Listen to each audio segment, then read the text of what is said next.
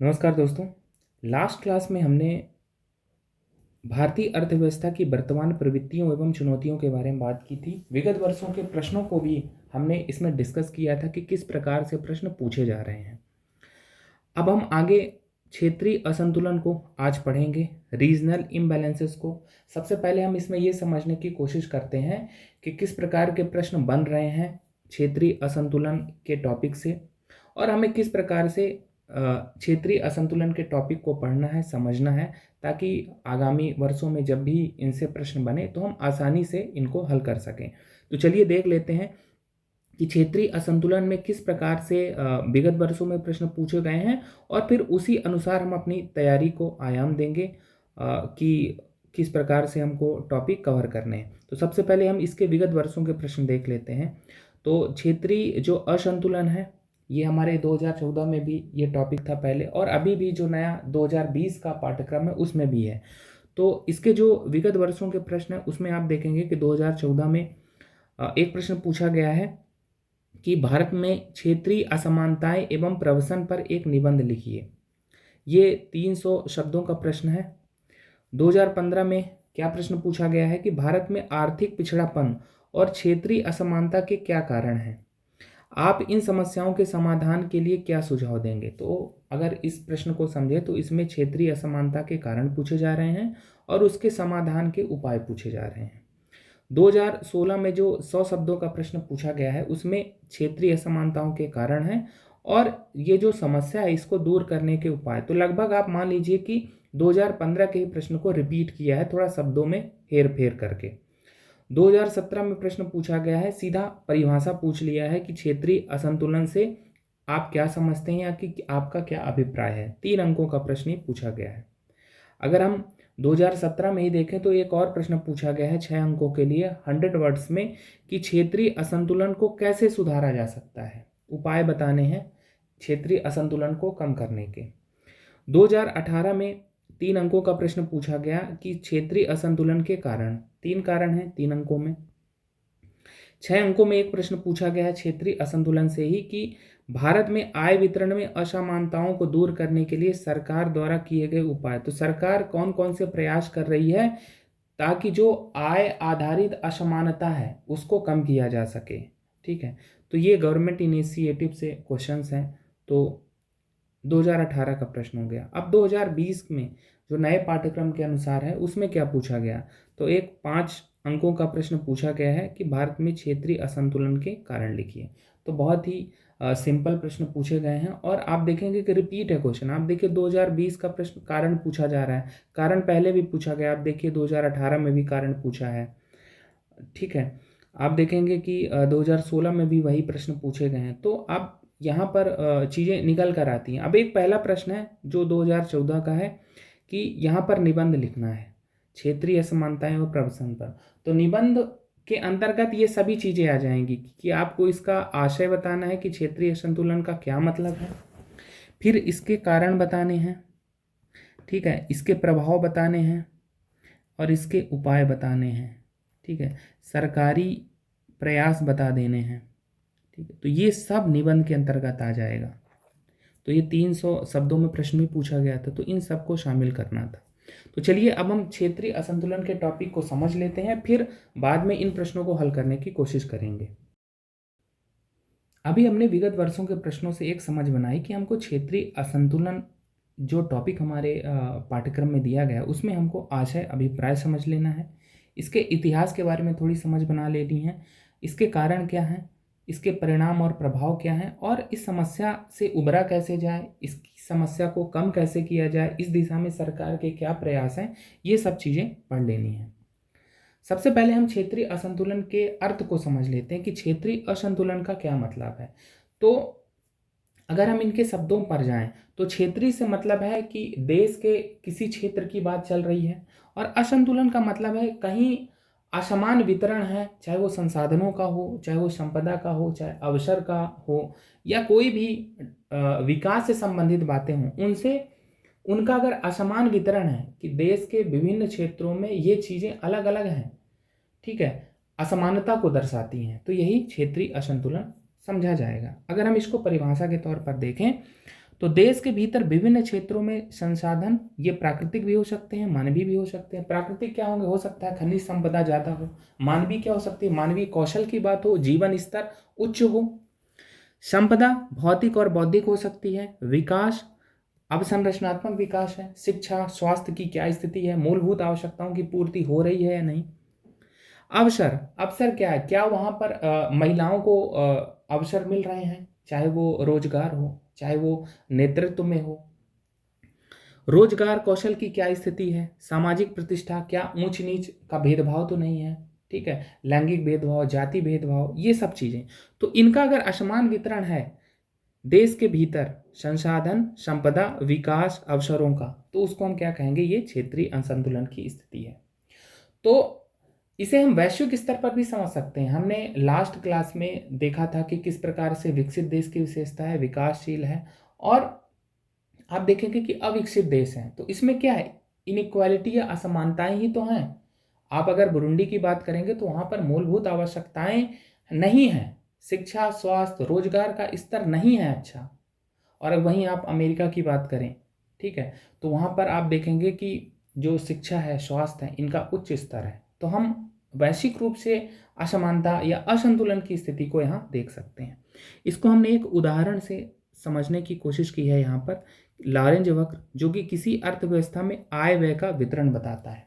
हमने last class में Oxfam international का एक सर्वे पढ़ा था कि वहाँ पर शीर्ष 10% के पास लगभग 70% संपत्ति का हिस्सा है। तो हम ये असमानता का एक उदाहरण हो सकता है, ठीक है। तो उसको यहाँ पर समझने की कोशिश करते हैं। लॉरेंज वक्र जो कि आय व्यय की असमानता को बताता है, यही निर्धन और धनी के बीच एक हम देखेंगे कि आर्थिक विभाजन को दिखाता है या दर्शाता है।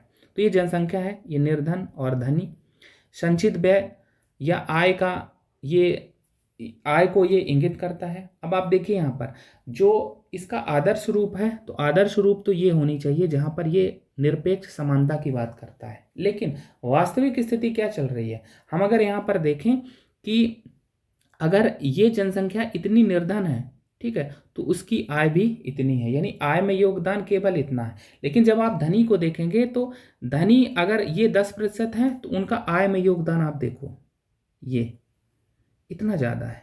तो ये एक असमानता का सूचक है। हमने अभी ऑक्सफैम इंटरनेशनल के जो सर्वे है उसी के आधार पर चीज़ें समझी। और भी चीज़ें हम समझ सकते हैं इसमें कि किस प्रकार से असमानता की स्थिति आप देखते हैं शहर और गांव में। असमानता गांव में क्या है, मूलभूत सुविधाओं की कमी है, ठीक है, शहर की तुलना में। शहर भी हो सकता है, कोई विकसित शहर है, थोड़ा पिछड़ा हुआ शहर है, ठीक है। आप कोई जिले को ले लें और कोई राज्य की राजधानी को ले लें तो अंतर दिखेगा आपको। ऐसे ही आपको पहाड़ी क्षेत्र है और मैदानी क्षेत्र है तो अंतर दिखेगा।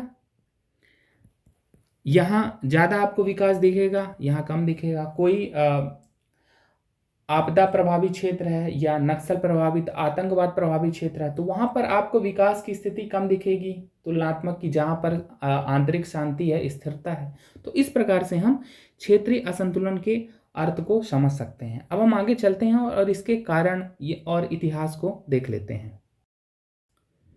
क्षेत्रीय असंतुलन के इतिहास की बात अब हम कर लेते हैं। तो क्षेत्रीय असंतुलन के इतिहास को हम अगर हम वैश्विक रूप से देखें या वैश्विक रूप से इस पर बात करें तो औद्योगिकीकरण में इसकी जड़ें विद्यमान हैं। औद्योगिकीकरण से आशय औद्योगिक क्रांति से है।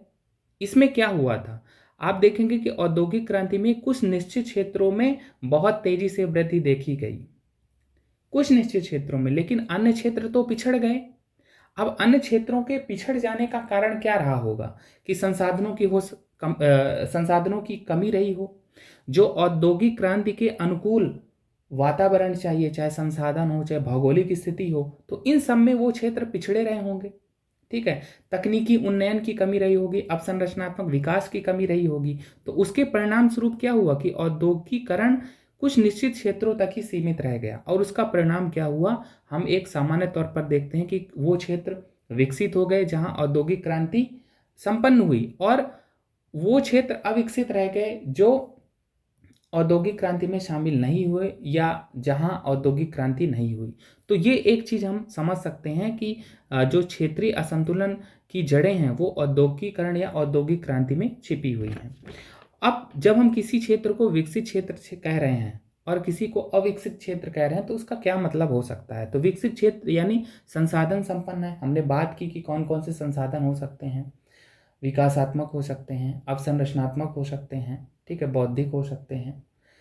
और भी हमने बात की थी, आप देखिए यहाँ पर हमने बहुत सारी यहाँ पर चीज़ें की हैं कि शिक्षा स्वास्थ्य का क्या स्तर होगा, रोजगार कौशल, ठीक है, सामाजिक प्रतिष्ठा, ये सब चीज़ें हैं। वहीं अगर हम अविकसित क्षेत्रों की बात करें तो ये कैसे क्षेत्र हैं, ये संसाधन संपन्न है तो ये संसाधन विपन्न है। यहाँ पर संसाधनों की कमी दिखाई देगी आपको, यहाँ पर शिक्षा स्वास्थ्य रोजगार की निम्न स्थिति दिखाई देगी, सुविधाओं की एक निम्न स्थिति दिखाई देगी। तो ये सब बातें हैं। फिर आपको यहाँ पर पलायन भी दिखेगा। पलायन कहाँ से दिखेगा, पलायन कम सुविधा से अधिक सुविधा की ओर जाएगा, यानी अविकसित से विकसित से, ठीक है, जो सक्षम होंगे वो विकसित क्षेत्रों की ओर जाएंगे। तो ये सब, अगर हम भारत के संदर्भ में बात करें कि भारत में क्षेत्रीय असंतुलन का क्या इतिहास रहा, तो भारत में जो क्षेत्रीय असंतुलन की जड़ है वो ब्रिटिश औपनिवेशिक शासन में दिखाई देती है।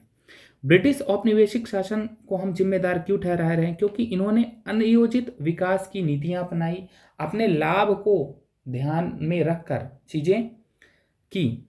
हम धन के निष्कासन का सिद्धांत भी पढ़ते हैं कि यहाँ से किस प्रकार से सारे धन को अपने देश में ले जाया गया, ब्रिटेन, इंग्लैंड, ठीक है।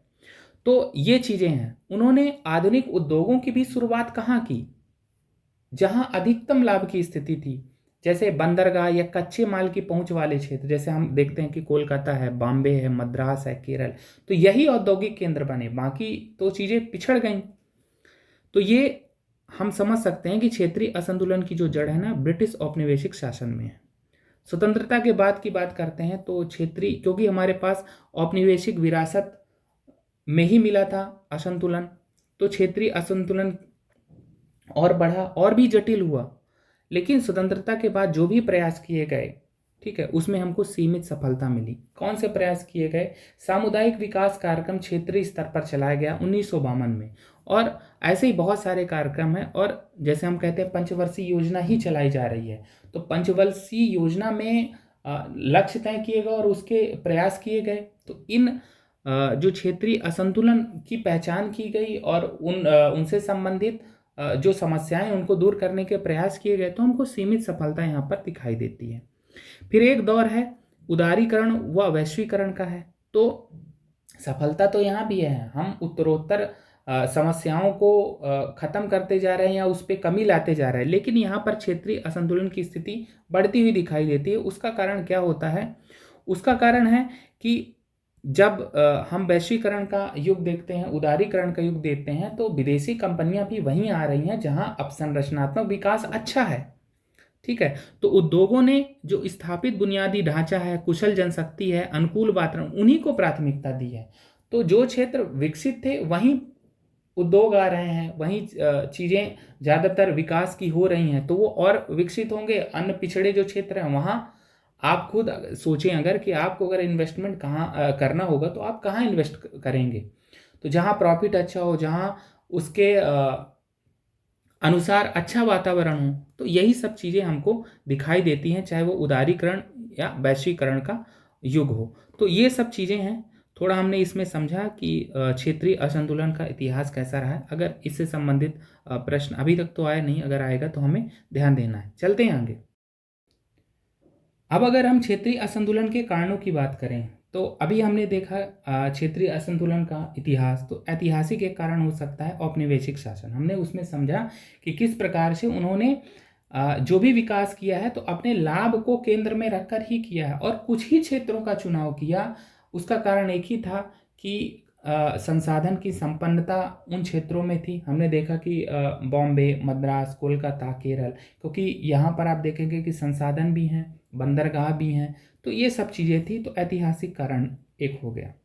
दूसरा हम एक बात करते हैं भौगोलिकरण की। भौगोलिकरण का एक सामान्य रूप से कहा जाता है कि संसाधन संपन्न क्षेत्र है और संसाधन विपन्न क्षेत्र है।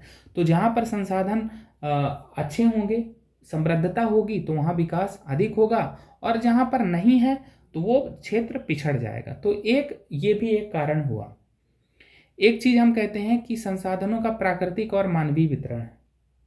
प्राकृतिक रूप से कहाँ संसाधन पाए जा रहे हैं, ठीक है, मानवीय कौशल कहाँ ज़्यादा अच्छा है, तो वो क्षेत्र ज़्यादा विकसित होगा जहाँ प्राकृतिक और मानवीय संसाधनों की अधिकता होगी, समृद्धता होगी। तो ये भी एक असंतुलन का एक कारण है। फिर मान लेते हैं कि कोई ऐसा क्षेत्र है जहाँ पर संसाधन तो है लेकिन उनका दोहन नहीं हो पाया, जैसे हम अफ्रीका के देशों में देखते हैं, हमारे देश में या आप जनजातीय क्षेत्रों में देख लीजिए, तो वहाँ पर संसाधनों का जो उचित दोहन है वो संपन्न नहीं हो पाया है। और हम देखते हैं कि जनजातीय लोग जो हैं, जनजातीय क्षेत्र हैं, अभी भी विकास की जो हम आज परिभाषा मानते हैं तो उसकी धारा में वो नहीं है। फिर अगर कोई ऐसा क्षेत्र है जहाँ पर विकास की बेहतर स्थिति हम कहते हैं रोजगार की है, अवसंरचनात्मक है, सड़क है, बिजली है, पानी है, तो वो अन्य क्षेत्रों की तुलना में एक बेहतर स्थिति में रहेंगे। और ये भी इससे एक असमानता होती है कि कहीं पहले से इंफ्रास्ट्रक्चर डेवलप है तो वहाँ विकास की संभावनाएं ज़्यादा होंगी। संसाधनों का स्थानांतरण इसको हम कैसे समझ सकते हैं कि हमने देखा कि कोई भी विकसित क्षेत्र है तो वहाँ पर संसाधनों का स्थानांतरण होता है। हमने देखा ना था कि एक प्रवसन होता है, जनसंख्या भी जा रही है तो वो भी तो मानवीय संसाधन भी तो जा रहा है। फिर हो सकता है कि आप गांव से, जैसे कोई शहर है, अब शहर में कोई फैक्ट्री है तो गांव से कच्चा माल आ जाएगा और मैन्युफैक्चरिंग कहाँ हो रही है, शहर में हो रही है, तो संसाधनों का स्थानांतरण हो गया। तो इस मामले में भी पिछड़ गया गांव कि अगर जहाँ कच्चा माल, अगर वहीं कोई उद्योग होता, फैक्ट्री होती तो वो डेवलप होता, लेकिन वो संसाधन कहाँ चले गए, दूसरी जगह। तो इस मामले में फिर गांव पिछड़ गया। तो ऐसे ही इसको हम समझ सकते हैं। जनसंख्या, अब आप एक चीज यहाँ देखेंगे कि अगर कोई विकसित क्षेत्र है तो विकसित क्षेत्रों की ओर पलायन होगा, जनसंख्या, तो जनसंख्या घनत्व तो वहाँ बढ़ेगा, संसाधनों पर बोझ बढ़ेगा। अब वहाँ पर भी आप देखेंगे कि पिछड़ापन होगा, किस आधार पर होगा, पर्यावरणीय हो सकता है। अब कहीं भी जनसंख्या का संकेंद्रण ज़्यादा है तो वहाँ पर अधिक सुविधाएं देनी पड़ेगी, संसाधनों का बोझ बढ़ेगा, पर्यावरणीय क्षरण हो सकता है, जल वायु प्रदूषण हो सकता है। तो इस स्थिति को अगर हम देखें तो विकसित क्षेत्र पर्यावरणीय मामलों में, संसाधनों के बोझ के मामले में अन्य क्षेत्रों की तुलना में पिछड़ रहे हैं। तो ये सब चीज़ें हैं। हम कहते हैं ना कि शहर, जैसे दिल्ली की ही हम बात करें तो दिल्ली में क्या हो रहा है कि वहाँ पर आप देखेंगे कि जो वायु है वो प्रदूषित है। अगर इस मामले में आप गांव से तुलना करेंगे तो वहाँ बहुत सारे पेड़ हैं, वहाँ हवा प्रदूषित नहीं है, जल ज़्यादा प्रदूषित नहीं है। तो इस मामले में एक ये क्या हो गया, असमान वितरण हो गया, बेहतर स्थिति गांव की हो गई। तो ऐसा नहीं कि हमेशा विकसित राज्य या विकसित क्षेत्र ही बहुत ज़्यादा जीवन स्तर के उच्च स्तर को दर्शाते हैं। तो ये चीज़ें हमें समझना है। अगले कारण को अगर हम समझें तो तकनीकी उन्नति अगर जिस क्षेत्र में ज़्यादा होगी तो वहाँ पर त्वरित विकास की स्थिति ज़्यादा होगी, तो वहाँ पर क्या होगा, संसाधन समृद्धता ज़्यादा होगी और वो अन्य क्षेत्रों की तुलना में क्या हो जाएगा, विकसित माना जाएगा। और जहाँ पर तकनीकी उन्नति नहीं है, ठीक है, तो त्वरित विकास की स्थिति भी नहीं होगी। तो ये एक पिछड़ेपन का कारण है। जैसे हम देखते हैं कि हमारी कृषि में पिछड़ापन है, तो कृषि में पिछड़ापन क्यों है, क्योंकि हम सतत कृषि पर बल नहीं दे पा रहे हैं।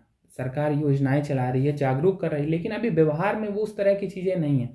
अब सतत कृषि का क्या मतलब है, जैसे ड्रिप इरिगेशन महंगा भी है। अब इसके रीजन बहुत सारे हो सकते हैं कि हम ड्रिप सिंचाई क्यों नहीं कर रहे हैं, ड्रिप इरिगेशन, उन्नत बीज का प्रयोग क्यों नहीं कर रहे हैं। तो इसके कारण बहुत हो सकते हैं, लेकिन इनसे क्या हो रही है, एक असमानता आ रही है। ठीक है, अगर आप तुलना करेंगे कि अमेरिका में जो कृषि हो रही तो वहाँ पर आप देखेंगे कि उत्पादन, उत्पादकता दोनों में वृद्धि है। ठीक है, तो ये सब चीज़ें हैं। फिर बात की जाती है इसमें असमानता की, इनइक्वालिटी की, कि आय व्यय संपत्ति का बहुत ज़्यादा अंतर है। हमने देखा था उदाहरण में ऑक्सफैम वाला। फिर अधिकार और प्रतिष्ठा को लेकर आप देखेंगे कि जो विकसित क्षेत्र हैं, आप वहाँ देखेंगे कि लैंगिक समानता की बात की जाती है, जातीय जो भेद है उसका विरोध की बात की जाती है। ठीक है, राजनीतिक स्थिति, महिलाओं के नेतृत्व की बात की जाती है। तो ऐसे क्षेत्र कैसे हैं, ये विकसित क्षेत्र हैं। और जहाँ इन तरह की ये स्थितियाँ नहीं है, जहाँ किसी के अधिकार को सम्मान नहीं है, प्रतिष्ठा ऊंच नीच का भेद नहीं है, ठीक है, या कहीं भेद अगर ज़्यादा है, तो उनकी स्थिति से हम ये चीज़ें समझ सकते हैं। फिर अवसर, शिक्षा है, स्वास्थ्य है, रोजगार है, ठीक है, तो जहाँ रोजगार के अवसर ज़्यादा हैं तो वहाँ हम कहेंगे विकसित है, और जहाँ कम है तो हम अविकसित करेंगे। और यही अंतर क्या बताएगा? एक असमानता की स्थिति को बताएगा। तो असमानता भी एक कारण हो गई। सरकारी नीतियाँ भी जिम्मेदार होती हैं। कैसे सरकारी नीतियाँ जिम्मेदार हैं? क्षेत्र, तो कुछ क्षेत्रों को आपने ज़्यादा प्राथमिकता दे दी दूसरों से। फिर कोई भी सरकारी नियोजन हो रहा है, कोई भी पॉलिसी आ रही है, वो भविष्य को ध्यान में रख के नहीं बनाई जा रही है कि हाँ, भविष्य में हम जो क्षेत्रीय विकास है उसको किस प्रकार से करेंगे, ठीक है, यानी अनियोजित विकास है, तो फिर क्षेत्रीय असमानता आ जाती है। फिर जो पॉलिसी चल भी रही हैं तो उनका अगर कार्यान्वयन प्रभावी नहीं होता तो क्षेत्रीय असमानता को ये बढ़ावा देती हैं। फिर किसी क्षेत्र में हमने बात की थी, अगर आतंकवाद है, उग्रवाद से प्रभावित क्षेत्र है, तो वहाँ अपने आप डेवलपमेंट कम हो जाएगा। आप जम्मू कश्मीर का उदाहरण ले लीजिए, ठीक है, तो ये भी एक तो वो फिर क्या हो गया क्षेत्र, अगर डेवलपमेंट नहीं है तो फिर वो पिछड़ा हो गया, यानी असमानता की एक स्थिति को दर्शाता है। तो इस प्रकार से हमने क्षेत्रीय असंतुलन के कारणों को देखा। ऐतिहासिक कारण है, भौगोलिक कारण है, ठीक है, तकनीकी कारण है, तकनीकी उन्नयन, असमानता एक कारण है, सरकारी नीतियाँ भी जिम्मेदार है, और ये आंतरिक अशांति, बाह्य अशांति, ये सब चीज़ें भी जिम्मेदार हो सकती हैं। चलते हैं आगे और अब इसके परिणाम या प्रभावों को देख लेते हैं। क्षेत्रीय असंतुलन के परिणामों और प्रभावों की बात करें तो हम इनको विभिन्न क्षेत्रों में देख सकते हैं। अगर आर्थिक क्षेत्र की बात करें तो एक अगर पिछड़ा हुआ क्षेत्र है तो वहां पर आप देखेंगे कि आर्थिक असंतुलन की स्थिति दिखेगी, यानी गरीबी, बेरोजगारी, निर्धनता, ठीक है, तो इन सब में बढ़ोतरी आपको दिखेगी। निवेश कम होगा वहां, आर्थिक अक्षमता की स्थिति दिखेगी, और आर्थिक विभाजन, गरीब और अमीर के बीच जो अंतर है वो बहुत ज़्यादा दिखेगा। तो ये इसके आर्थिक परिणाम हो सकते हैं। तो अगर सामाजिक क्षेत्र की बात करें तो सामाजिक गतिशीलता कम होती है क्षेत्रीय असंतुलन के कारण। कैसे, उसको समझते हैं। जब क्षेत्रीय असंतुलन की स्थिति होगी तो लोगों में असंतोष होगा। लोगों में असंतोष सामाजिक तनाव को बढ़ाएगा। सामाजिक तनाव अशांति व संघर्ष की स्थिति को उत्पन्न करेगा, और इससे वर्ग विभाजन बढ़ेगा। वर्ग विभाजन, ऊंच नीच की भावना, ये सब चीज़ें बढ़ेगी, ठीक है, और ये सामाजिक एकता को कमजोर करेगा। तो इस प्रकार से हम सामाजिक क्षेत्र में भी इसके प्रभाव देख सकते हैं। पर्यावरणीय क्षेत्रों में अगर हम बात करें तो पर्यावरणीय क्षेत्र में पर्यावरणीय क्षरण की स्थिति आप देख सकते हैं कि जहाँ उद्योग ज़्यादा हैं तो वहाँ की जलवायु किस प्रकार की है। जो विकसित क्षेत्र है वहाँ जनसंख्या का बोझ ज़्यादा है। क्यों? क्योंकि पलायन हो रहा है अविकसित से विकसित की ओर। क्योंकि विकसित क्षेत्रों में केंद्रीकरण है या डेवलपमेंट, चाहे वो संसाधन का हो या जनसंख्या का हो, तो वहाँ पर प्रदूषण की स्थिति क्या होगी? गंभीर होगी, बढ़ेगा प्रदूषण, संसाधनों का तीव्र दोहन होगा। तो ये पर्यावरणीय हम प्रभाव देख सकते हैं इस समस्या का। राजनीतिक भी देख सकते हैं कि जो क्षेत्र पिछड़े हुए हैं तो वहाँ पर उनकी आवाज़ कमज़ोर होगी, या एक व्यक्तिगत तौर पर देखें तो कमज़ोर व्यक्ति की आवाज़ कैसी होगी? कमज़ोर होगी। जब इस तरह की स्थिति है तो वो लोकतंत्र में बाधा है, भ्रष्टाचार बढ़ेगा, ठीक है, तो इस प्रकार की चीज़ें हैं।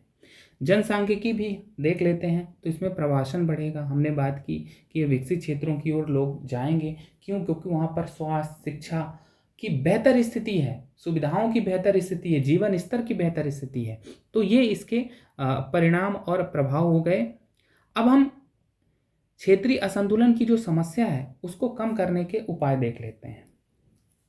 क्योंकि ये बहुआयामी समस्या है तो इसके प्रयास भी कैसे होने चाहिए? बहुआयामी होने चाहिए। आपको समस्या की पहचान करना है, इसके बाद ही उसके उपाय निकाले जा सकते हैं।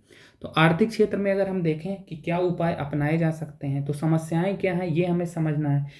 कि असंतुलित विकास की एक दिशा है तो हम उसको संतुलित करेंगे, यानी हमारी जो नीतियाँ होनी चाहिए वो क्षेत्र को भी ध्यान में रखकर की जानी चाहिए। आप देखिए नीति आयोग का जो अप्रोच है, ठीक है, तो वो किस प्रकार से है। आप देखेंगे कि नीति आयोग के अप्रोच में टॉप डाउन अप्रोच नहीं है, बॉटम अप अप्रोच है, यानी नीचे योजनाओं को, नीचे समस्याओं को समझा जाता है, फिर उस स्तर पर केंद्र या उच्च स्तर पे योजनाएं बनाई जाती हैं। हमने बात की थी प्रथम पंचवर्षीय योजना में सामुदायिक क्षेत्रीय विकास पर बल दिया गया, तो ये एक संतुलित विकास का उदाहरण हो सकता है। बुनियादी ढांचे में निवेश हो, अगर अवसंरचनात्मक विकास हो, ठीक है, सड़क, बिजली, पानी, तो इससे क्षेत्रीय असंतुलन को कम किया जा सकता है। जैसा कि हमने बात की कि आपको असंतुलन की स्थिति की पहचान करना है और उस तरह से अपने विकास को आयाम देना है। स्थानीय अर्थव्यवस्थाओं को बढ़ावा दिया जा सकता है। गांधी जी भी कहते थे कि लघु और कुटीर उद्योगों को बढ़ावा दिया जाए। पंचायती राज जो उनका है कि जो राजनीतिक और आर्थिक विकेंद्रीकरण की बात करते हैं, तो यहाँ हम उनको उदाहरण के रूप में देख सकते हैं। वही चीज़ है इसमें कि पिछड़े क्षेत्रों में उद्योगों की स्थापना, एमएसएमई को हम देखते हैं कि प्रायोरिटी सेक्टर लैंडिंग में अच्छा ऋण दिया जा रहा है, ठीक है, प्राथमिकता क्षेत्र ऋण में, तो ये एक प्रयास भी हो सकता है गवर्नमेंट का, ठीक है। तो इस प्रकार से हम उपाय दे सकते हैं आर्थिक क्षेत्रों में। सामाजिक क्षेत्र में इस समस्या को कम करने के क्या उपाय हैं, तो हमने बात की थी, हमारे प्रस्तावना में ही जिक्र है आर्थिक, सामाजिक, आर्थिक और राजनीतिक न्याय का, ठीक है। प्रतिष्ठा एवं अवसर की समानता की बात कही गई है, तो इन्हीं को हम व्यवहार में लाकर, ठीक है, जहाँ पर लैंगिक भेदभाव हो रहा है, किसी की प्रतिष्ठा को ठेस पहुँच रही है, तो उसके संबंध में कार्रवाई करके ये चीज़ें सुधार की जा सकती है। चाहे जैसे अंधविश्वास का उन्मूलन आर्टिकल 17 में किया गया, और जैसे SC/ST एक्ट है, सिविल अधिकार संरक्षण अधिनियम है, तो ये गवर्नमेंट के प्रयास आप यहाँ पर लिख सकते हैं। तो इस प्रकार से सामाजिक क्षेत्र में जो असमानताएं हैं उनको कम करने के ये उपाय हो गए। ऐसे ही राजनीतिक, प्रशासनिक, पर्यावरणीय प्रदूषण किस प्रकार से कम हो, पर्यावरणीय मित्र जो प्रणालियां हैं उनको हम अपनाएं, तो इस समस्या को कम किया जा सकता है, ठीक है। प्रशासनिक जो कि भ्रष्टाचार है, इनको कम करके लोगों का प्रशासन में भरोसा किस प्रकार से बढ़ाया जाए, सिटीजन चार्टर एक इसका उदाहरण है, सूचना का अधिकार इसका एक उदाहरण है। राजनीतिक हमने बात की कि यहाँ पर जो लैंगिक भेदभाव है उसको कम किया जा सकता है, महिलाओं को नेतृत्व दिया जा सकता है, ठीक है। तो इस प्रकार से ये चीज़ें हैं। जनसांख्यिकी लाभांश की स्थिति, जो संसाधनों पर अत्यधिक बोझ है जनसंख्या के कारण, तो उसको आप कैसे जनसांख्यिकी लाभांश में बदल सकते हैं, तो उस जनसंख्या का कौशल विकास हो, शिक्षा के स्तर पर हो, किसी व्यवसाय के प्रशिक्षण के स्तर पर हो, ठीक है, जनसंख्या को नियंत्रित करना, इसके लिए जन जागरूकता बढ़ाना, तो ये सब प्रयास हो सकते हैं। अब हम देख लेते हैं कि क्या गवर्नमेंट प्रयास कर रही है। तो एक चीज़ पहले इसमें और समझ लेते हैं कि एक और उपाय है जो कि बहुत कारगर सिद्ध हो सकता है। जैसा कि हमने बात की थी कि समस्या की पहचान आवश्यक है, तो आपको विशेष क्षेत्रों के लिए विशेष कार्यनीति बनानी पड़ेगी। उदाहरण के तौर पर जैसे हमने बात की थी कि संसाधन तो जनजाति जो क्षेत्र हैं वहाँ है संसाधन, लेकिन वहाँ डेवलपमेंट क्यों नहीं है, वो आज तक विकास की धारा से क्यों नहीं जुड़ पाए, तो उनके लिए वो विशेष क्षेत्र हैं और विशेष उनके लिए कार्यनीति होनी चाहिए। तो इसका एक उदाहरण है जनजातीय क्षेत्र और वहाँ के लोग, तो उनके लिए आप उन्हीं से संबंधित योजनाएं बनाएं, उसका कार्यान्वयन करें, उन्हीं को उसमें भागीदार बनाएं, ठीक है। पहाड़ी क्षेत्र हैं, पिछड़े समुदाय हैं, तो ये एक विशेष क्षेत्र हैं और विशेष कार्यनीति की मांग करते हैं। सरकारी प्रयासों में हम कुछ उदाहरण देख लेते हैं कि सामाजिक सुरक्षा के लिए सरकार द्वारा क्या प्रयास किए जा रहे हैं। तो आप देखेंगे PM किसान योजना है, जिसमें 2000 की इंस्टॉलमेंट 3 बार दी जाती है, 6000 रुपये मिलते हैं, ठीक है। क्यों मिलते हैं, ये कृषि सहायता है, ठीक है, आप अच्छे बीज खरीद पाएँ, जो हमने बात की थी कृषि में पिछड़ापन, तो वो इसको दूर करता है। अटल पेंशन योजना है, PM श्रम योगी मानधन योजना है, तो ये कुछ प्रयास हैं सामाजिक सुरक्षा के, ये सामाजिक असमानता को कम करेंगे। आर्थिक की बात करें, वित्तीय समावेशन, PM जनधन योजना, डायरेक्ट बेनिफिट ट्रांसफर है, ठीक है। उद्यमिता का समर्थन, startup India, stand up India, ठीक है। तो ये सब प्रयास हैं, और भी अगर आप देखेंगे तो बहुत सारे ऐसे प्रयास हैं। अगर हम महिला और बाल विकास की बात करें कि यहाँ पर लैंगिक असमानता को कैसे कम किया जाए, तो बेटी बचाओ बेटी पढ़ाओ अभियान है, ठीक है। शिक्षा की बात करें, सर्व शिक्षा अभियान है, नई जो एजुकेशन पॉलिसी आई है। स्वास्थ्य कार्यक्रम की बात करें कि किस प्रकार से स्वास्थ्य के स्तर को उठाया जा सकता है, तो इसमें आप आयुष्मान भारत योजना लिख सकते हैं, निर्धनता उन्मूलन मनरेगा लिख सकते हैं। ग्रामीण विकास में आप देखेंगे कि प्रधानमंत्री ग्राम सड़क योजना है, सांसद आदर्श ग्राम योजना है, PM आवास योजना है। शहरी विकास में आप देखिए, ठीक है। तो इस प्रकार से बहुत सारी चीज़ें हैं जिनको आप सरकारी प्रयासों में लिख सकते हैं। तो इस प्रकार से हमने क्षेत्रीय असंतुलन के टॉपिक को समझने की कोशिश की। अब हम देखते हैं विगत वर्षों में जो प्रश्न पूछे गए हैं उनको कैसे हल कर सकते थे। क्षेत्रीय असंतुलन पर जो विगत वर्षों में प्रश्न पूछे गए हैं, 2014 में जो प्रश्न पूछा गया है कि भारत में क्षेत्रीय असमानताएं एवं प्रवसन पर एक निबंध लिखिए। तो निबंध में हमने बात कर ली थी कि इसमें आपको इसका क्या मतलब है, क्षेत्रीय असंतुलन का ये बता देना है, क्या कारण है, क्या इतिहास रहा है, क्या इसके परिणाम हुए हैं और क्या उपाय या सुझाव हैं, और सरकारी प्रयासों के संदर्भ में आप इसको बता देंगे। 300 शब्दों का ये प्रश्न था। 2015 में प्रश्न पूछा गया है कि भारत में जो आर्थिक पिछड़ापन है, क्षेत्रीय असमानता, उसके क्या कारण। तो वही सब कारण है, हमने आर्थिक संदर्भ में जो कारण बताए हैं वो आपको यहाँ पर लिख देने हैं। अब ये जो समस्या है, समाधान के लिए क्या सुझाव देंगे, तो सुझाव हमने उपाय बात कर रखी है, ठीक है। तो ये प्रश्न इस प्रकार से कर लेना है। 2016 में जो प्रश्न पूछा गया है 100 शब्दों में है कि क्षेत्रीय समानताओं के कारण क्या है, समस्या को दूर करने के उपाय। रिपीटेड क्वेश्चन है। 2017 में अभिप्राय पूछ लिया है, हमने सबसे पहले इसी की बात की थी। भारत में क्षेत्रीय संतुलन को कैसे सुधारा जा सकता है, तो उपाय बता देने हैं, सरकारी प्रयास बता देने हैं, ठीक है। 6 अंकों का प्रश्न है। क्षेत्रीय संतुलन के 3 कारण 2018 में पूछे गए, बहुत ही सिंपल है, रिपीटेड है, थीम रिपीट हो रही है। आपने क्षेत्रीय असंतुलन से संबंधित विभिन्न पक्षों को कवर कर लिया। अब ये प्रश्न हल करने में आपको दिक्कत नहीं जाएगी अगर आपने ऐसा कर लिया। भारत में आय वितरण में असमानताएं और उसे दूर करने के लिए सरकार द्वारा उपाय, ठीक है। तो ये आप आय वितरण की जो असमानता है, हमने बात की ना, आर्थिक संदर्भ में सामाजिक सुरक्षा के लिए क्या कर रहे हैं, ठीक है। तो ये सब चीज़ें हैं। फिर 2020 में प्रश्न पूछा गया है कि क्षेत्रीय संतुलन के कारण लिखिए, तो ये भी सामान्य सा ही प्रश्न था। तो इस प्रकार से हमने क्षेत्रीय असंतुलन के टॉपिक को समझने की कोशिश की। तो आज की क्लास में फ़िलहाल इतना ही। धन्यवाद।